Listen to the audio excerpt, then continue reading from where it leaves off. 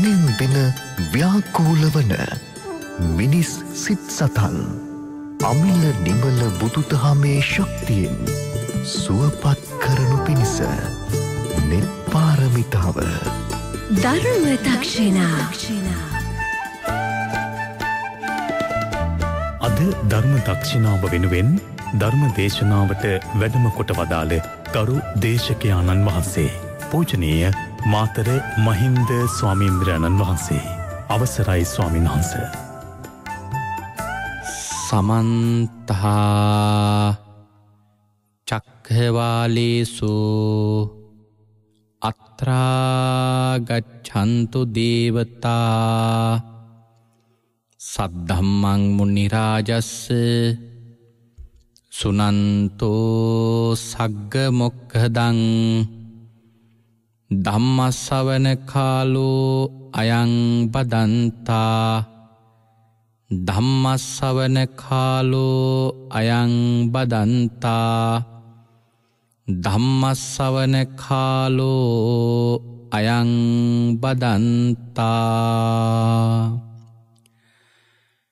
නමෝ තස්ස භගවතෝ අරහතෝ සබ්බ ධම්මේසු වප්පටිහත ඥානචාරස්ස දස බලදරස්ස චතුවේ සාරජ්‍ය විසරදස්ස සබ්බ සත්තුත්තමස්ස ධම්මිස්සරස්ස ධම්මරාජස්ස ධම්මත්සාමිස්ස තථාගතස්ස සබ්බඤුනෝ සම්මා සම්බුද්දස්ස.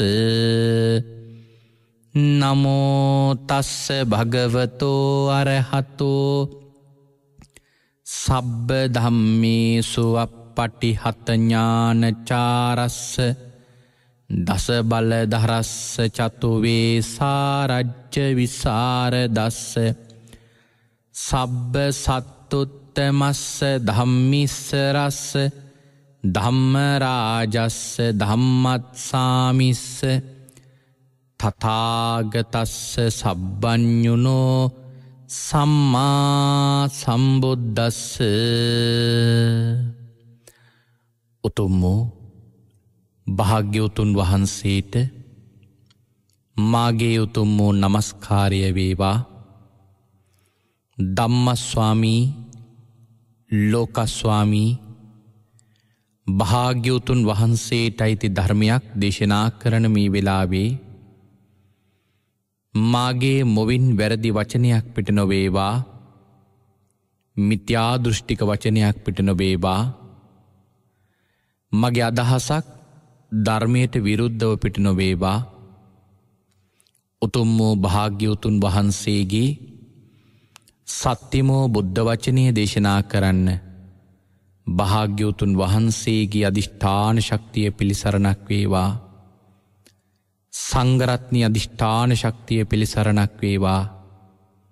කෝටි ලක්ෂයක් වැඩ සිටින සියලු ආර්යයන් වහන්සේලාගේ අනුග්‍රහය ලැබේවා. සියලු සත්පුරුෂයන් වහන්සේලාගේ අනුග්‍රහය ලැබේවා. සියලුම ශාසන ආරක්ෂකයින් වහන්සේලාගේ අනුග්‍රහය ලැබේවා. හැම දිනාටම භාග්‍යවතුන් වහන්සේගේම ධර්මය අවබෝධ කරගෙන උතුම් චතුරාර්ය සත්‍ය ධර්මයම අවබෝධ කරගනිත්වා. සාදු සාදු සාදු. ධර්ම ශ්‍රවණාබිලාසී ශ්‍රද්ධා බුද්ධි සම්පන්න කාරුණික පින්වත්නි, අද මේ පින්වත් හැම දෙනාම මේ වෙලාවේදී බලාපොරොත්තු වන්නේ භාග්‍යවත් අරහත් සම්මා සම්බුදුරජාණන් වහන්සේ විසින් ඔබෙත් මගෙත් නිවන පිණිස මහා කරුණාවෙන් දේශනා කොට වදාළ සුවාසෝ දහසක් ධර්මස්කන්ධයන් අතරින් ඉතාමත්ම වටින ධර්ම කාරණාවක් ශ්‍රවණය කරන්නයි මේ ශ්‍රාවක පින්වත් පිරිස බලාපොරොත්තු වන්නේ. අද මේ උතුම් වූ සද්ධර්ම දේශනාවේ දායකත්වය ගෙන කටයුතු කරනු ලබන්නේ කුලියාපිටිය පහළ හක්ගමුව චන්දිමාල් නිවසේ පදිංචි PM දුලීප් තිලකරත්න මහත්මා ඇතුළු චන්ද්‍රිකා තිලකරත්න මහත්මියත් කෙන මේ දෙපළ ඇතුළු පවුලේ පින්වත් පිරිස. ඒ පින්වතුන් අද දවසේදී දායකත්වයේ දරමින් මුළු මහත් ලෝකයා කෙරෙහිම භාග්‍යවතුන් වහන්සේගේ මේ උතුම් බුද්ධ වචනය ලෝකයාට දායාද කිරීමට බලාපොරොත්තු වන්නේ. අපේ පින්වතුන්ට දේශනාව අවසානයේ පුණ්‍යානුමෝදනා කිරීමේ ආරමුණින් අදත් ඉරිදා ධර්ම දක්ෂිනා ධර්මානුශාසනාව අවසන් ආරම්භ කරන්නටයි මේ මොහොතේදී බලාපොරොත්තු වන්නේ. අද මේ උතුම් වූ සද්ධර්ම දේශනාව සඳහා අපි බලාපොරොත්තු වෙනවා සංයුක්ත නිකායෙහි සඳහන් වෙලා තිබෙන විශේෂ සූත්‍රයක් මේ පින්වත් හැම දෙනාටම දේශනා කරන්න. සූත්‍රයේ නම තමයි කන සූත්‍රය. දවසක් භාග්‍යවතුන් වහන්සේ භික්ෂූන් වහන්සේලා ආමන්ත්‍රණය කරලා මෙන්න මෙහෙම කාරණාවක් දේශනා කරනවා. ලාභාවෝ භික්කවේ සුලද්දංගෝ භික්කවේ. භික්ෂූනිම් නුඹලාට මේ මහා ලාභයකෝගී මේ ලැබිලා තියෙන්නේ. ලාභයක් කියලා කියන්නේ හරියට කෙනෙකුට ලොතරැයියක් ඇදුණා වගේ. එහෙම නැත්නම් කෙනෙකුට නිදානයක් ලැබුණා වගේ. ලැබිලා මහා ලාභයක් ලැබිලා තියෙනවා. මොකක්ද ඒ ලාභය? කනෝවෝ පටිලද්දෝ බ්‍රහ්මචර්ය වාසාය. නුඹලාට මිෂණයක් ලැබිලා තියෙනවා. බ්‍රහ්මචර්යාවෙන් වාසය කරන්න. අපේ භාග්‍යවතුන් වහන්සේ මෙතනදී දේශනා කරන්නේ සසරේ ගමන් කරන සත්‍යයට මනුෂ්‍ය භවයක් ලැබෙනවා කියලා කියන්නේ හරියට සුළු මොහොතක් හා සමානයි. ක්ෂණයක් හා සමානයි. පටන් ගැනීමක් භාග්‍යවතුන් වහන්සේට පැනෙව්වත් අපට වැටහෙන්නේ නැති, අපටවත් හිතාගන්නටවත් බැරි අසංඛ්‍ය ගණන් ඇවිදගෙන අප මේ සංසාර ගමනේ මනුෂ්‍ය භවයක් ලැබෙනවා කියලා කියන්නේ පින්වත්නි ඇත්තටම සුළුම සුළු ලාභයක් මේ ලැබිලා තියෙන්නේ. මොකද පින්වතුනි අපේ භාග්‍යවතුන් වහන්සේ දේශනා කරන මේ කාරණය මං හිතනවා සුළු කරුණක් වුණාට මේක තාමත්ම ගැඹුරින් අපට වටහා ගන්න පුළුවන් ධර්ම කාරණාවක්. මොකද මේකේ තිබෙන ගැඹුරු බව? පින්වත්නි අපි අද මනුෂ්‍ය ආත්ම භාවයක් ලබලා තියෙනවා. මේ ලැබිච්ච මනුෂ්‍ය භාවය අපට කොච්චර දුර්ලභ අවස්ථාවක්ද මේ ලැබුණේ. මනුෂ්‍ය භාවයට පත්වෙච්ච අපේ මේ පින්වතුන් දන්නවද උපදින්න පුළුවන් ස්ථාන කීයක් පහු කරගෙනද මේ ආවි කියලා? අපිට ගිය ජීවිතේ ඉඳලා මේ ජීවිතේ එනකොට නිර්ය ලෝකය පසු කරන්න තිබුණා. එතන උපදින්නත් තිබුණා. තිරිසන් භවය පසු කරන්න තිබුණා. ප්‍රේත භවය පසු කරන්න තිබුණා. අරූපාවචර වගේ බ්‍රහ්ම ලෝකත් පසු කරන්න තිබුණා. ඊළඟට මනුෂ්‍ය භවයක ඉපදුනා කියලා හිතන්න. අපට මේ ලංකාව වගේ රටක උපදින්නේ නැතුව වෙනත් රටක උපදින්න තිබුණා. තෙරුවන් නැති රටක උපදින්න තිබුණා. තෙරුවන් ඉන්න රටේ ඉපදුනත් අපි තවත් අවස්ථාවක් තිබුණා මිත්‍යා දෘෂ්ටික ගත්තවුන්සේ ඉපදින්න. අපිට මිත්‍යා දෘෂ්ටියෙන් මිදිලා ඉපදුනත් තවත් අවස්ථාවක් තිබුණා උපදින්න. ඒ තමයි ධර්මයක් තේරුම් කරගන්නට බැරි, ධර්මයක් වටහා ගන්නට බැරි මන්දෝ ප්‍රඥාවකින් උපදින්න. එතකොට පින්වත්නි ඒ අවස්ථාවල් සියල්ලක්ම මගහැරියා. හැබැයි මේ ඔක්කොටම වඩා තිබුණා මේ සියල්ලක්ම ලැබුවට අබුද්ධෝත්පාද කාලයකත් මේ ටික ලබන්න. හැබැයි පින්වතුනි අපට මේ සංසාර ගමනේ මේ කියන භයානක අනතුරු 8කින් මිදිලයි ධර්ම ශ්‍රවණය කරන ශ්‍රාවක පින්වත් ඔබ මේ කියන මනුෂ්‍යාත්ම භාවය ලබලා තියෙන්නේ. සසරේ උපදින්නට තිබිච්ච අවස්ථාවල් 8ක් මගහරවල සසරේ අපට තිබිච්ච මහා පින්කම් ගොඩක් වියදම් කරගෙන අපි මේ කියන මනුෂ්‍යාත්ම භාවය ලැබුවා. අපේ මේ පින්වතුන් හිතලා බලන්න ලංකාව වගේ රටක උපදින්න කොච්චරනම් පින්කම් කරන්නේ නැත් අපි. ලංකාව වගේ රටක උපදිනවා කියන එක ඒ තරම් පහසු කාර්යයක්ද? ඉතාමත්ම පහසු කටයුත්තක් පින්වතුනි ලංකාවේ උපදින්න ලැබෙනවා කියන එක. සමහර කෙනෙකුට හිතෙනවා මේ ලංකාවේ ඉපදුනාට වඩා ඊට වඩා ප්‍රයෝජනවත් බටහිර රටක යුරෝප රටක ඉපදුනා නම්. ඒක බොහෝ දෙනෙකුට හිතෙන්නේ ඔවුන් අද විඳින සැප සම්පත් දිහා බලලා. සමහර කෙනෙකුට හිතෙනවා අපිට වඩා ඒ පිරිස පුණ්‍යවන්තයි කියලා. හැබැයි බැලුව බැලමට නම් ඒ රටවල් වල ඉපදිච්ච අය පිළිබඳව හිතද්දී අපට වැටහෙනවා අපිට වඩා පුණ්‍යවන්තයි කියලා. නමුත් පින්වතුනි කාරණාව අපි ඊට වඩා වෙනත්ම ආකාරයකින් හිතන්න ගන්නව නම් මං හිතනවා මේ කාරණාව ඉතාමත් හොඳින් වටහා ගන්න පුළුවන් කමක් ලැබෙයි කියලා. අපි හිතමු ඔන්න කෙනෙක් බටහිර රටක උපදිනවා. උපන් දා ඉඳලාම මේ කෙනාට කිසිම දුකක් නැහැ. මහා ධනවත් පවුලක පුණ්‍යවන්ත විදියටම තමයි උත්පත්තිය ලබන්නේ. ඉපදුණු දවස් ඉඳලාම විඳින්නේ සැප සම්පත් ගොඩක්. කැමැති කැමැති ආහාර පාන, තමන්ට කැමැති කැමැති නවාතැන් පහසුකම්, තමන්ට කැමැති කැමැති ආකාරයට යාන වාහන, තමන්ට කැමැති කැමැති ආකාරයට පවුල් ජීවිතයක්, තමන්ට කැමැති කැමැති ආකාරයට ධනය, මේ සියල්ලම තියෙනවා. හැබැයි අපි හිතමු මේ කෙනා ඔය කැමැති කැමැති විදියට මේ ලැබිච්ච මනුස්ස ජීවිතේ ඔහුට ලැබිච්ච ආත්ම භාවය සුඛෝපභෝගී සැප සම්පත් බහුල ආත්ම භාවයක්. හැබැයි පින්වතුනි ආත්ම භාවයෙන් සැප විඳින්නේ කොච්චර කාලයකද? සැප විඳින්නේ උපරිමටම ගත්තොත් අවුරුදු 100යි. අවුරුදු 100යි සැප විඳින්නේ. එතකොට පින්වතුනි කල්පනා කරලා බලන්න මේ අවුරුදු 100ක් සැප විඳා දුක කියන නමවත් ඇහුවේ නැහැ. නමුත් ඔය අවුරුදු 100 පුරාවටම බුද්ධ කියන වචනයවත් අහන්න ලැබෙන්නේ. බණ පදයක්වත් අහන්න ලැබෙන්නේ. සංඝ රත්නය කියන වචනයවත් අහන්න ලැබෙන්නේ. මේ තෙරුවන් කියන නාමයවත් පින්වතුනි අහන්න ලැබෙන්නේ. හැබැයි මෙහිම ඉඳලා අවුරුදු 100ම සැප විඳිලා ඒ කෙනා මරණයටපත් වෙනවා. මරණින් මතු ජීවිතේ පින්වත්නි කොහෙද උපදින්නේ?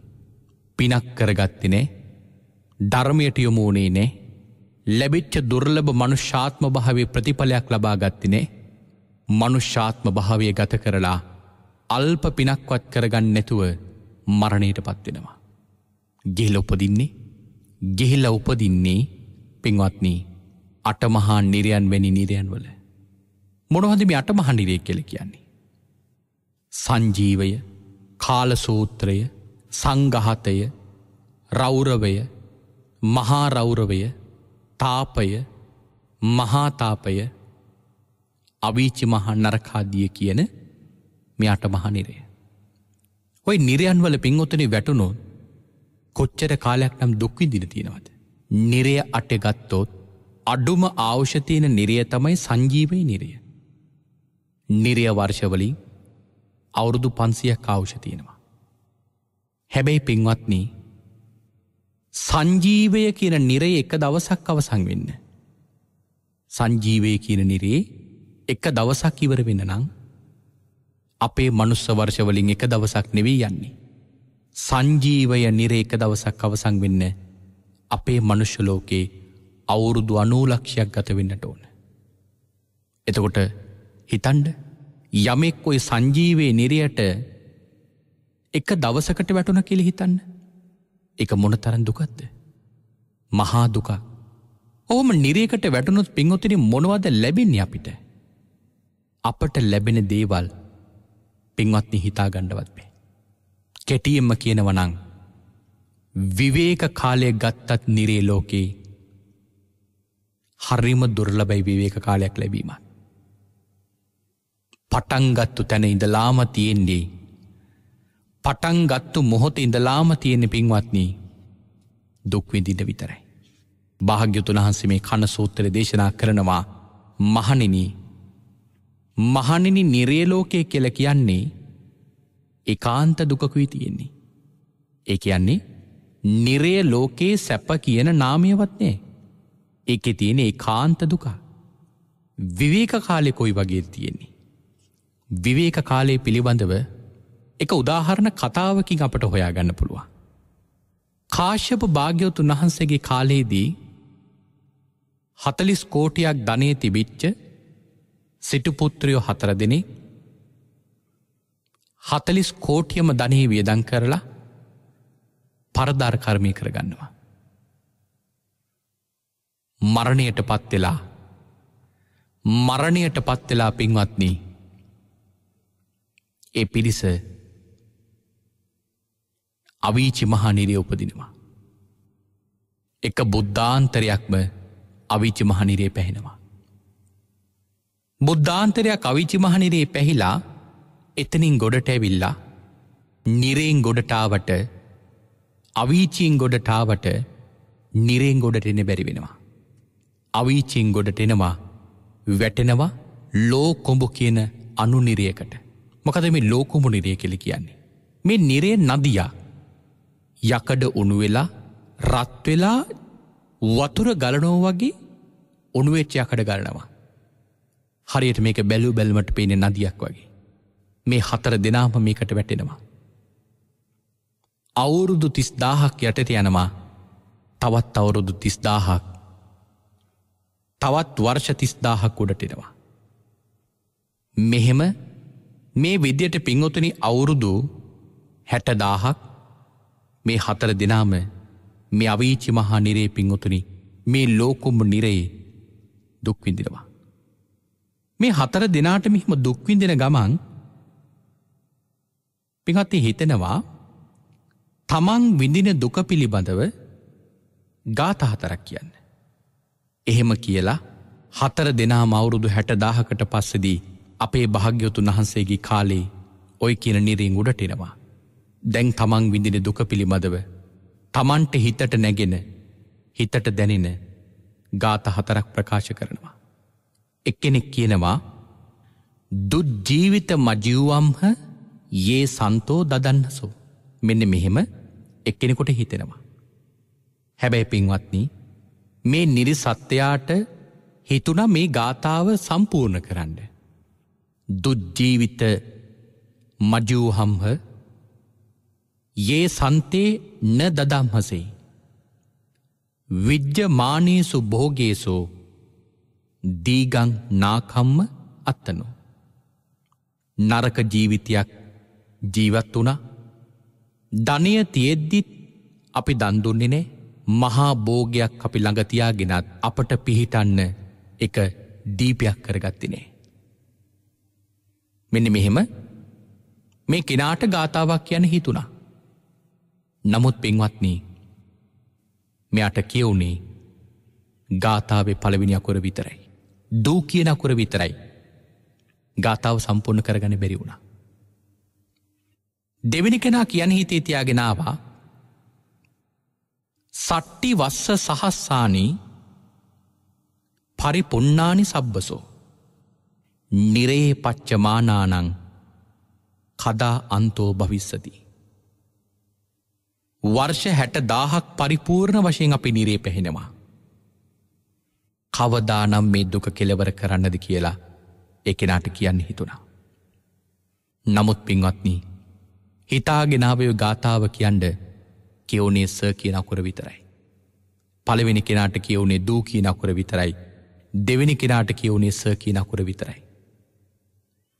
තුන්වෙනි කෙනා කියන්නේ හිතේ තියන් ආවා නත්ති අන්තෝ කුතෝ අන්තෝ න අන්තෝ පටිදිස්සති තදාහි පකතම් පාපං මම තුයි හංච මාරිසා.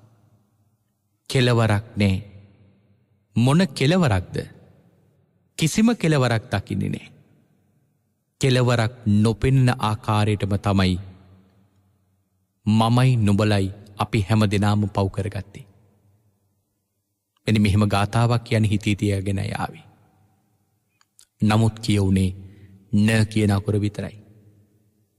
හතරවෙනි කෙනා කියන්නේ හිතේ තියාගෙන ආවා සෝහං නෝන ඊතෝ ගන්ත්වා යෝනින් ලද්ධාන මානුසී වදඤ්ඤු සීල සම්පන්නෝ කාහාමි කුසලං බහුම්.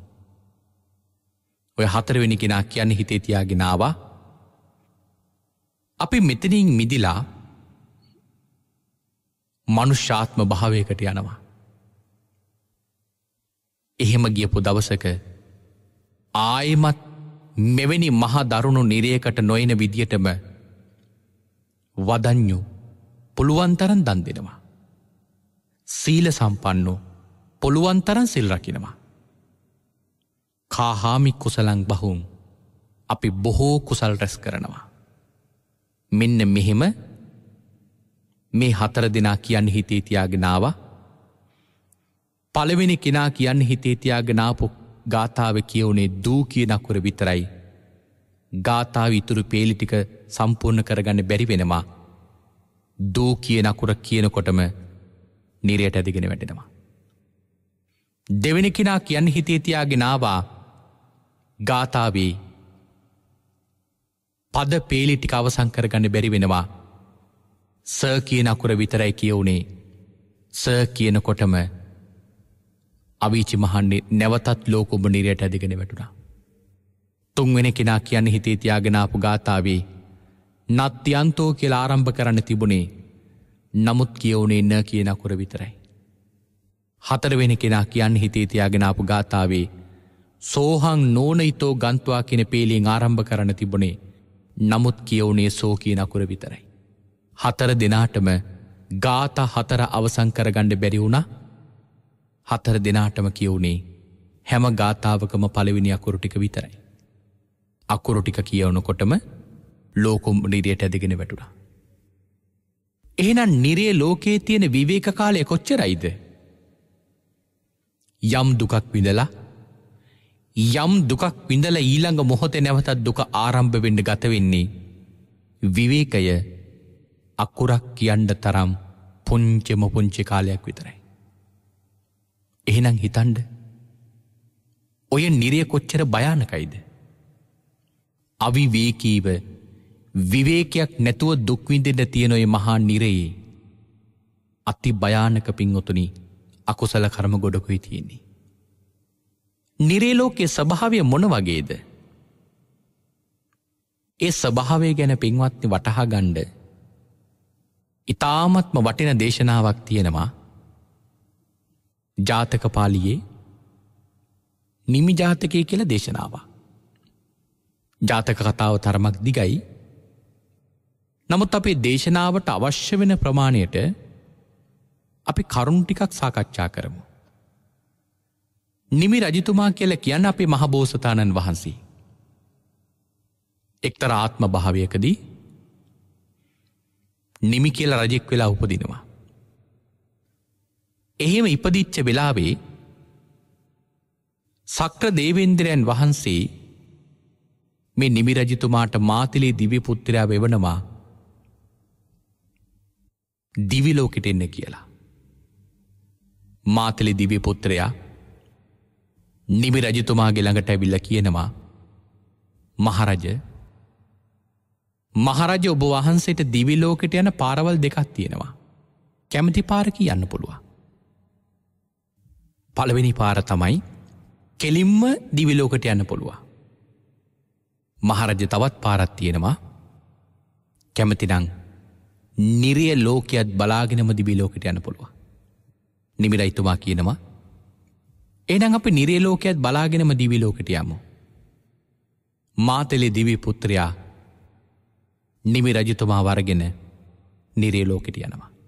ඔන්න එක නිරියක් නිමි රජතුමාට පෙන්නනවා. නිරේ නම තමයි වේතරණී නිරය.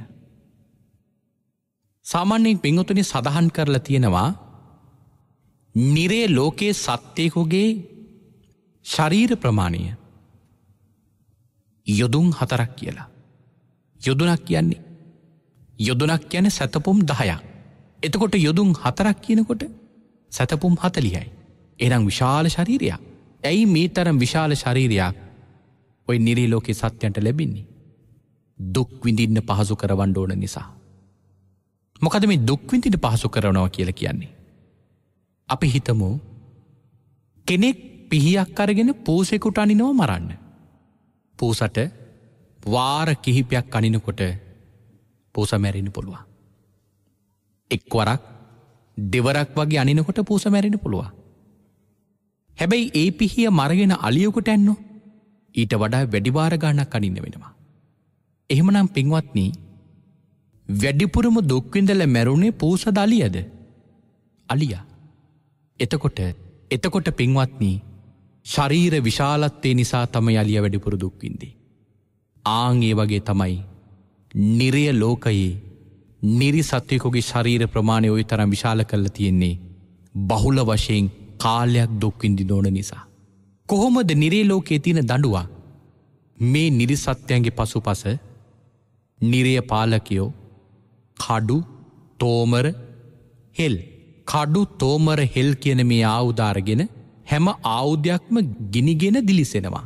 ගිනිගෙන දැවෙන මේ ආයුධ අරගෙන නිරය පාලකයෝ නිරිසත්වයන්ගේ පසුපසින් වේගෙන් දිව්‍යමින් පහර දෙනවා. නිරිසත්වයෝ මේ පහර කෑම්වලින් බේරෙන්ඩ නිරය ලෝකයේ දුවනවා. දුවන ගමන් දකිනව එක්තරා නදියක්. නිරිසත්වයෝ නිරය පාලකයන්ගේ බේරෙන පනිනෝමී නදියට. මේ නදිය උඩ තිබෙනවා වේවැල් කෝටු. වේවැල් කෝටුවල හෙල්ලක් තරම් විශාල උල් තියෙනවා. මෙන්න මේ කටුවල ඇමිනිලා, මේ කටුවල ඇනිලා වර්ෂ 10 ගානක් පින්වතුනි මේ නිරිසත්වයෝ දුක් විඳිනවා. ඊළඟට ඒ කටුවල ඇනිලා දුක් විඳලා මේ නිරිසත්වයෝ තවත් පහලට වැටෙනවා. පහල තියෙනවා තල්කඳම් ප්‍රමාණී මහ උල්. මේ උල්වල ඇනිලා තවත් වර්ෂ 10 ගානක් දුක් විඳිනවා. මේ විදියට තවත් වර්ෂ 10 ගානක් දුක් විඳලා මේ නිරිසත්වයෝ එතිනුත් මිදෙලා තවත් පහලට වැටෙනවා. පහල නදිය මත තිබෙනවා නෙළුම් පත්‍ර. සෑම නෙළුම් පත්‍රයකම පින්වතුනි පිහිතල තියෙනවා. ඒ පිහිතල වලට ඇනිලා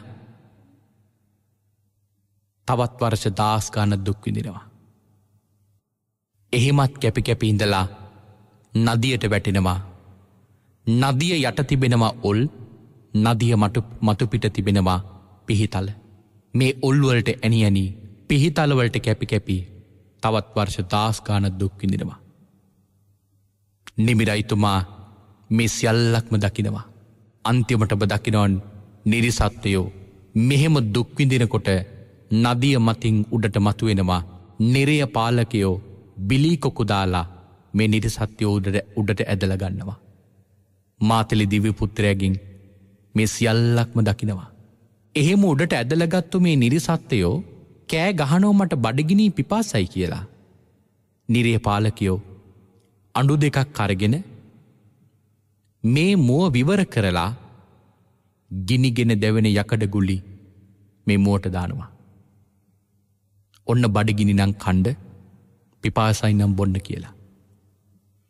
උගුරට දාන මේ ගිනි ගුලි උගුර පසාරු කරගෙන, පපුව පසාරු කරගෙන අදෝ භාගයෙන් එළියට එනවයි කියලා සඳහන් කරලා තියෙන්නේ.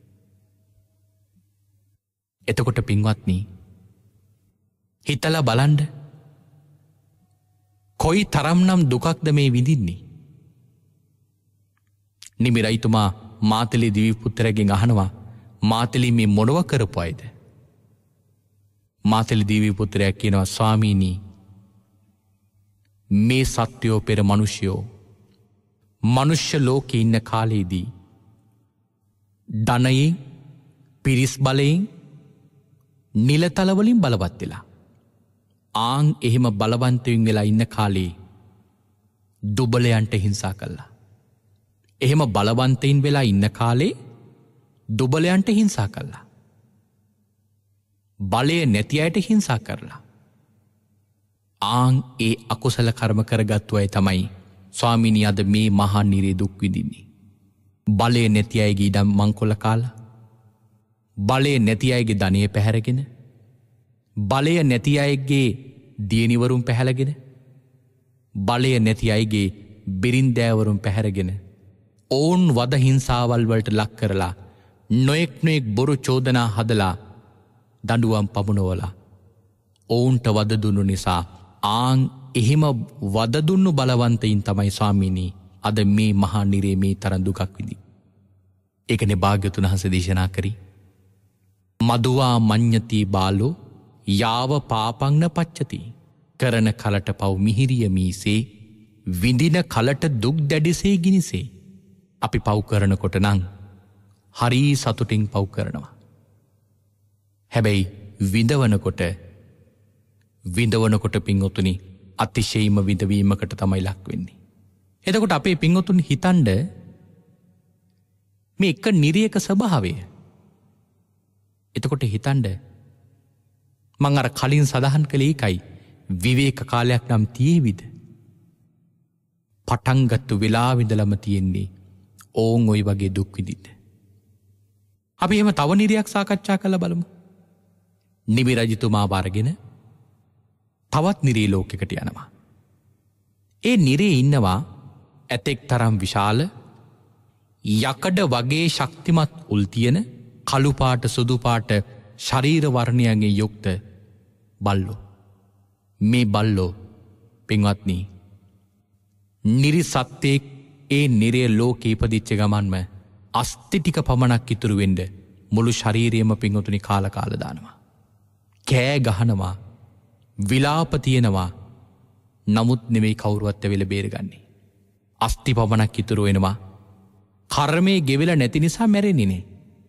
නිරේ ලෝකේ ඉන්නවා කාකෝල සංඝ කියලා කාකු වර්ගයක්. මේ කාකෝ ඇවිල්ලා අස්ති බිඳගෙන ඇට මිදුළු දක්වා කනවා. මේක දකින නිමි රජතුමා අහනවා මාතලි දිව්‍ය පුත්‍රයාගෙන්, මාතලි මේ මොනව කරපයිද? ස්වාමීනී මේ පෙර මිනිස්යෝ මනුෂ්‍යවාත්ම භාවයන් ලබලා ඉන්න කාලේ තමන් දන් දීලත් නෑ, අන් අයට දන් දෙන්න ඉඩ දීලත් නෑ. තමන් දන් දීලත් නෑ, අනිත් අයට දන් දෙන්න ඉඩ දීලත් නෑ. එහෙනම් දන් නොදෙනවා කියන එක අකුසලයක්, තවත් අයගේ දානය වළක්වනවා කියන එක තවත් අකුසලයක්.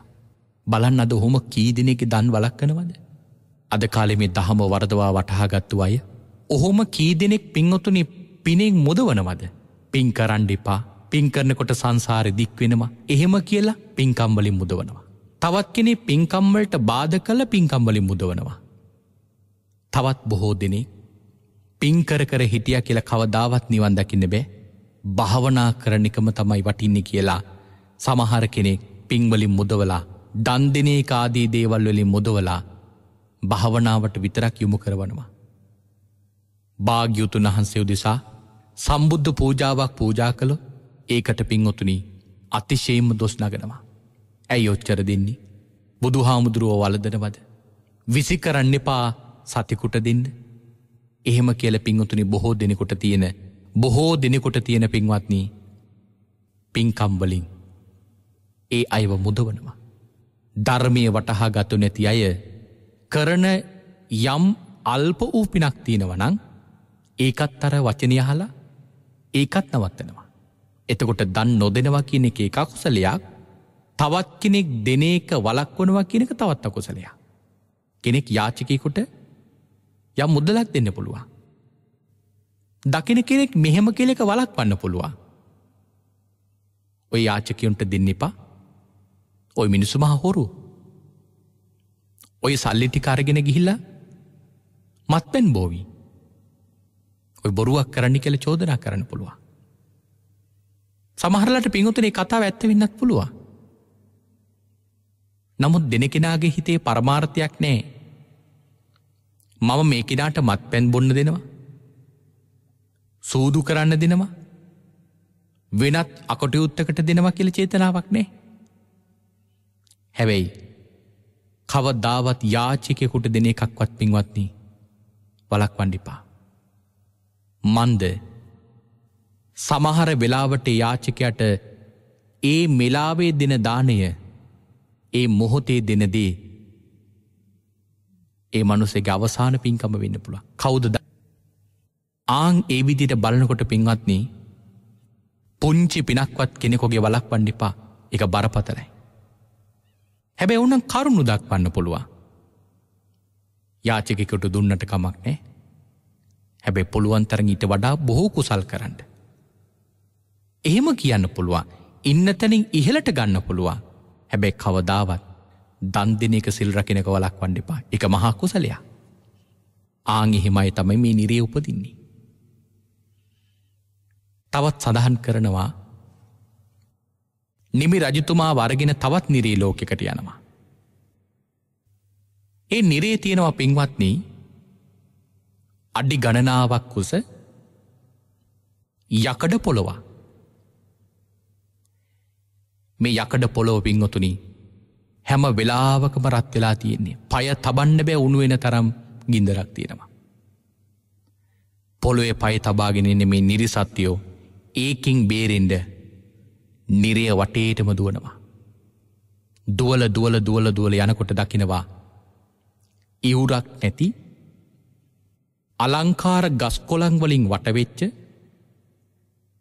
නිල්වන් තනපිඩිලි වලින් යුක්ත අලංකාර වනයක්. ඒ වනයේ මැද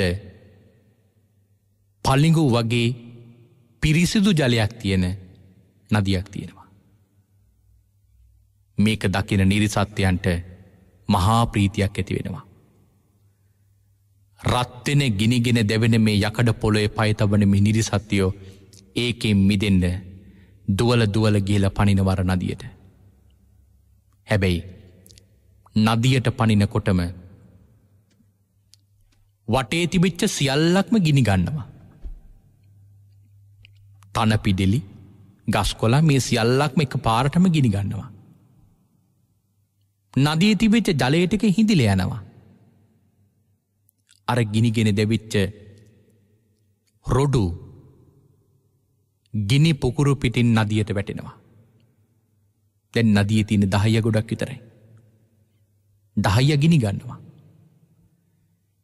දැන් නිරිසත්ත්වය අතට අරගෙන බලනකොට ගිනිගෙන දැවෙන 10 ගොඩක් අතේ තියෙන්නේ. නිරිසත්ත්වය හිතනවා ඒ කාන්තිම මේ ජලය.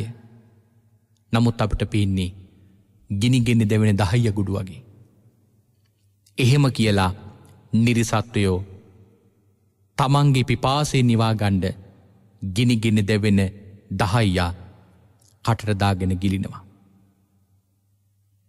මුළු ශරීරය ඇතුළම පිච්චිලා යනවා. හිතනවා නෑ මේ ජලයේ වෙන්නේ නැති පිච්චෙන වගේ දැනෙන වෙන්නේ නැති කියලා. ආයි උගුරට දා ගන්නවා. මාතලි දීව පුත්‍රයාගෙන් අහනවා ස්වාමීනි මාතලි මේ මොනව කරපයිද?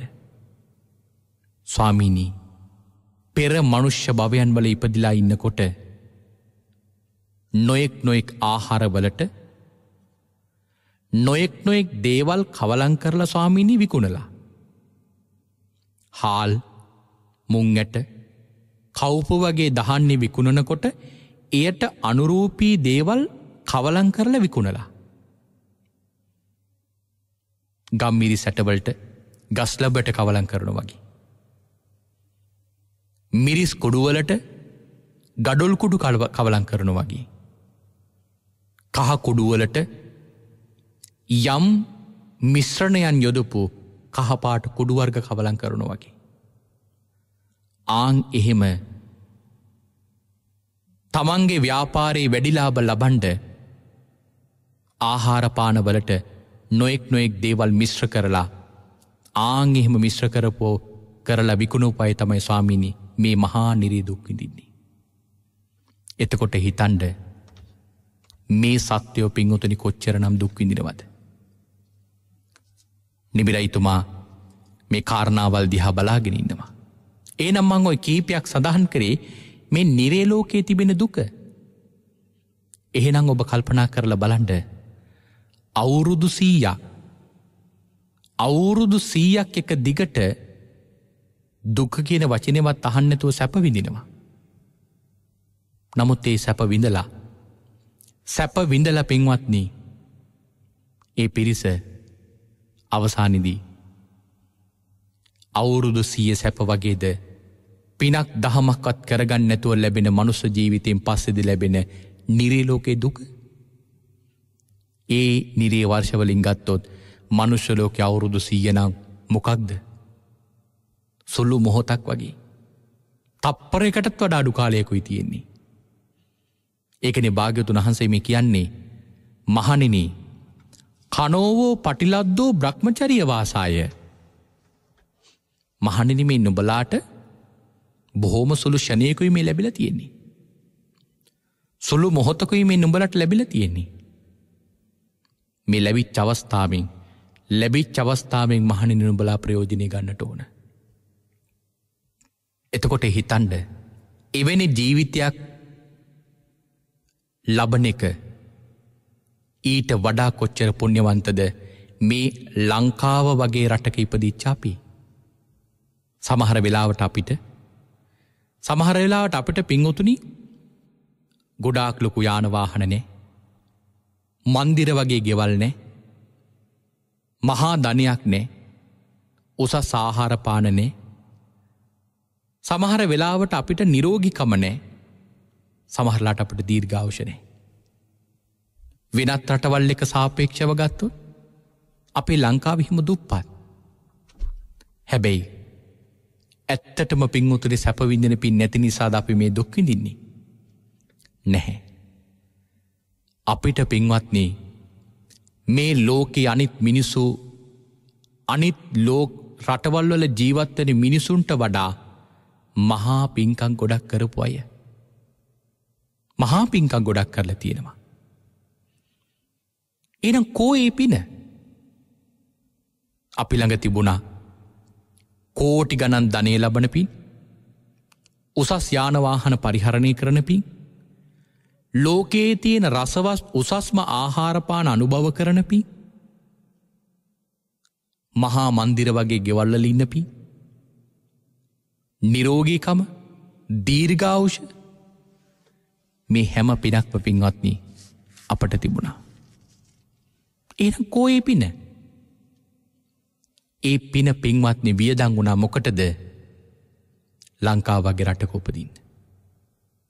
අපි ලංකාවේ ඉපදිච්ච නිසා අපට ඒ පින පින්වත්නි වියදම් වුණා. මොකද එහෙම වියදම් කරලා මේ ලංකාවට ආවේ අපි ඊට වඩා තවත් බොහෝ පින් කරගන්න. එහෙම වියදම් වෙන්න පුළුවන්ද අපිට? පදුමුත්තර භාග්‍යවතුන් වහන්සේගේ කාලේදී පදුමුත්තර භාග්‍යවතුන් වහන්සේගේ පිය රජතුමා ආනන්ද රජතුමාගේ දෝවාරිකයෙක් හිටියා, දොරටුපාලකයා පදුමුත්තර භාග්‍යවතුන් වහන්සේ ප්‍රධාන ලක්ෂයක් භික්ෂුන් වහන්සේලාට, ලක්ෂයක් මහරහතන් වහන්සේලාට මහා දානයක් පූජා කරා. සර්ව දානීය කියලා. මේ දානීය දෙනකොට පදුමුත්තර භාග්‍යවතුන් වහන්සේ ප්‍රධාන ලක්ෂයක් භික්ෂුන් වහන්සේලාට තවත් විශේෂ දානයක් පූජා කළා. ඒ තමයි කුඩ දානය. කුඩ ලක්ෂයක් පූජා කළා. අවසානයේදී මේ දෝවාරිකයා එතෙන් පටන් අපේ භාග්‍යවතුන් වහන්සේගේ කාලේ වෙනකන් කල්ප ලක්ෂයක් එක දිගට මේ මහා දානයේ ප්‍රතිඵල ලැබුවා. අවසානයේ හැම ජීවිතයකම කල්ප ලක්ෂයේ ජීවිතවලම විශේෂයෙන්ම පිනක් ලැබුවේ තමයි කුඩ ලක්ෂයක් පූජා කරා. ඒ කුඩ ලක්ෂ විශේෂානිසංසයක් ලැබුවා. හැම ජීවිතයකම කුඩ ලක්ෂ ගානේ ලැබුණා. හැබැයි අපේ භාග්‍යවතුන් වහන්සේගේ කාලේ වෙනකොට කුඩ ලක්ෂ ලැබුවේ නැහැ. ඇයි ඒ? කුඩ ලක්ෂ ලබන්න තිබිච්ච පින් ටික ඉවරුණාද? නැහැ. කුඩ ලක්ෂ ලබන්න තිබිච්ච පින් තිබුණා. තවත් අසංඛ්‍ය ගණන් ජීවිතවල ලබන්න පින් තිබුණා. නමුත් අපේ භාග්‍යවතුන් වහන්සේගේ ශාසනයේ පිළින්ද වච්ච කියන මහරහතන් වහන්සේ නමින් රහත්භාවයේ ලබලා පිළින්ද වච්ච මහරහතන් වහන්සේ කියනවා මට කුඩ ලක්ෂ්‍ය ලබන්න තිබිච්ච පින් ටික අරහත් චත්‍රය ලබන්න වියදම් වුණා. ඒ නිසා කුඩ ලක්ෂ්‍ය ලැබුණේ නැහැ කිව්වා. එහෙනම් ඒකෙන් තේරෙනවා යම් දෙයකට අපේ පින් වියදම් වුණාම ඒ පින් නැති වෙනවා කියලා. එහෙනම් ලංකාව වගේ රටක ඉපදිච්ච නිසා ලංකාව වගේ රටක ඉපදිච්ච නිසා පින්වත්නි අපිට අර මහා ධනයක් මහා භෝගයක් මහා සැප සම්පත් දීර්ඝ ආයුෂ නිරෝගීකම ලබන්න තිබෙච්ච පින් ටික වියදම් වුණා. ඇයි? සම්මා දිට්ඨික රටක ඉපදින්න ඕන නිසා. එහෙනම් මොකද මේ රටේ ඉපදින තියෙන ලාභය? හිතලා බලන්න.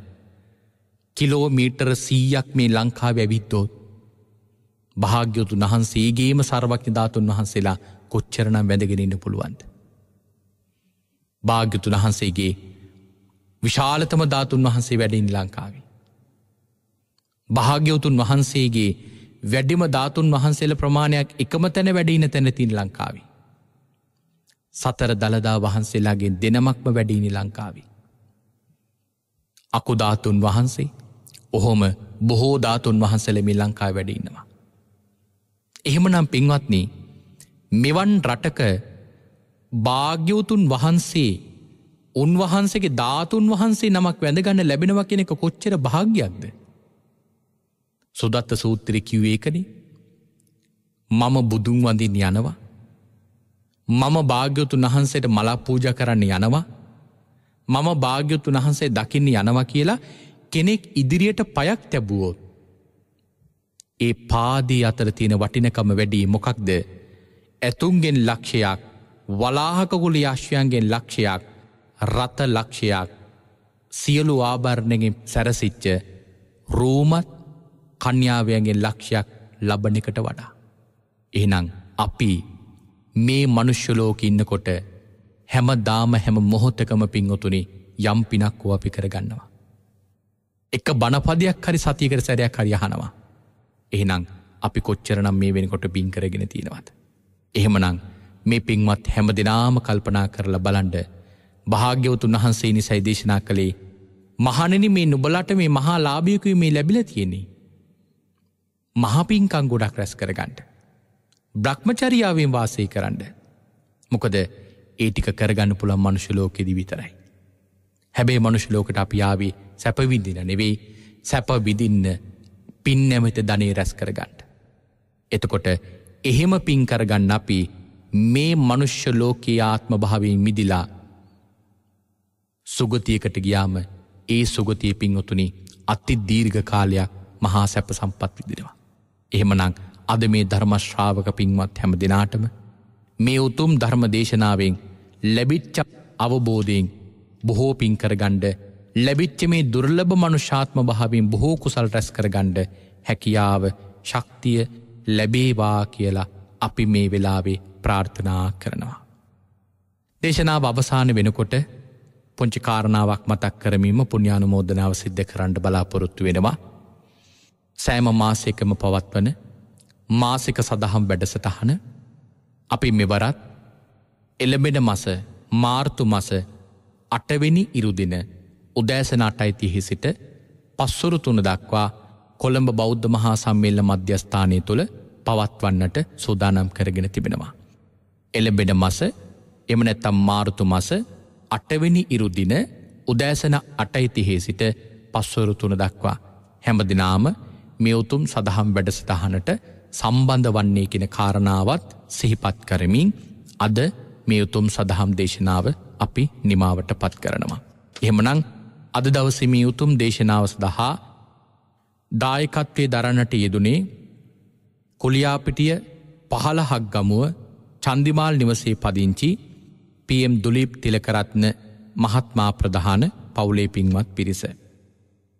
PM දුලීප් තිලකරත්න මහත්මයාත් චන්ද්‍රිකා තිලකරත්න මහත්මියත් කියන මේ දෙපළ බලාපොරොත්තු වෙනවා 2020 දෙවැනි මාස 22 වෙනි දින උපන්දිනයේ සැමරෝ දිලත්මි ආදරණීය දියණියටත් එවැගේම දෙවැනි මස 17 වන දින උපන්දිනය සැමරූ ආදරණීය මෑණියන්ටත් දෙවැනි මස 27 වන දින උපන්දිනය සමරන ආදරණීය පියාණන්ටත් නිදුක් භාවය, නිරෝගී භාවය, කායික මානසික සුවපත් භාවය සැලසේවා කියලා සෙත් ප්‍රාර්ථනා කරන්නට බලාපොරොත්තු වෙනවා. ඒ වගේම සවන්මි පුංචි දියණියටත් නිදුක් නිරෝගී දීර්ඝායුෂය ප්‍රාර්ථනා කරන්නටත් බලාපොරොත්තු වෙනවා. සුජීවත්ව සිටින ආදරණීය මෑණියන්ටත් අයියා ඇතුළු පවුලේ හැම දෙනාටමත් සුදු අම්මාටත් පවුලේ සියලු දෙනාටමත් නිදුක් නිරෝගී දීර්ඝායුෂය සැලසේවා කියලා ප්‍රාර්ථනා කරනවා. ඒ වගේම තමන් නමින් මිය පරලෝකීය ආදරණීය පියාණන්ටත් ඒ වගේම තමන් ආදරෙන් නම් කරන ගමේ අම්මාටත් මිපින් බලයෙන් පරලෝකීය වශයෙන් සුවපත් භාවය ප්‍රාර්ථනා කරන බෝධියකින් උතුම් චතුරාර්ය සත්‍ය ධර්මය අවබෝධ වේවායි ප්‍රාර්ථනා කරනවා. ඒ වගේම දේශකයන් වහන්සේ වන අපටත් නෙත් නාලිකාවේ කාර්ය මණ්ඩලයේ පින්වත් හැම දෙනාටමත් නිදුක් නිරෝගී දීර්ඝායුෂය සැලසේවා කියලා පින් අනුමෝදන් කළ ආශිර්වාදේ කරනවා. එහෙමනම් රැස් කරගත්තා වූ සියලුම පින් ඒ පින් උතුම්ට අනුමෝදන් වේවා. ලක්ෂ සංඛ්‍යාත අධික විශාල පිරිසකට මෙවන් සද්ධර්ම දේශනාවක් ධර්ම දානයක් හැටියට සිද්ධ කරපු ඒ දායකත්වයේ දරූ පින්වත් පිරිසට මේ ධර්ම දානමේ කුසල ක්‍රියාව අනුමෝදන් වේවා. අද මේ උතුම් සදහම් දේශනාව ශ්‍රවණය කරලා යම් ධර්මාවබෝධයක් ලැබුවා නම් යම් දහමකට තමන්ගේ හිත යොමු වුණා නම් ඒ හැම පිනක්ම මේ දායකත්වයේ දරන පින්වත් පිරිසට ඒකාන්තයෙන්ම අනුමෝදන් වෙනවා. ඒ හැම දිනාම මේ සියලු කුසල් සාදු සාදු සාදු සිතින් අනුමෝදන් කරගනිත්වායි සාදු කියා අපි පින් අනුමෝදන් කරනවා. අවසානයේ ඔබ අප හැම දිනාටමත් කෙටිම කාලයකින් පහසුම ආකාරයෙන් සුඛ සහගත ප්‍රතිපදාවෙන් සියලු දුකින් මිදෙම්වා. ඒ සියලු කෙලෙස් බරින් නිදහස් වෙම්වා. අජර වූ අමර වූ නිවන ලැබ සැනසෙන්නට මේ උතුම් කුසල් උතුම් පාරමිතාවක්ම වේවායි සාදු සාදු සාදු කියා ප්‍රාර්ථනා කරගමු. ආකාසට්ටහා චුම්මට්ටහා දේවානාගා මහිද්దికා පුඤ්ඤන්තං අනුමෝදිත්වා චිරන් රක්ඛන්තු සම්මා සම්බුද්ධ ශාසනං. ආකාසට්ටහා චුම්මට්ටහා දේවානාගා මහිද්దికා පුඤ්ඤන්තං අනුමෝදිත්වා චිරන් රක්ඛන්තු සම්මා සම්බුද්ධ දේශනං. ආකාසට්ටහා චුම්මට්ටා දේවානාගා මහිද්దికා පුඤ්ඤන්තං අනුමෝදිත්වා චිරන් රක්ඛන්තු සම්මා සම්බුද්ධ ශාවකං.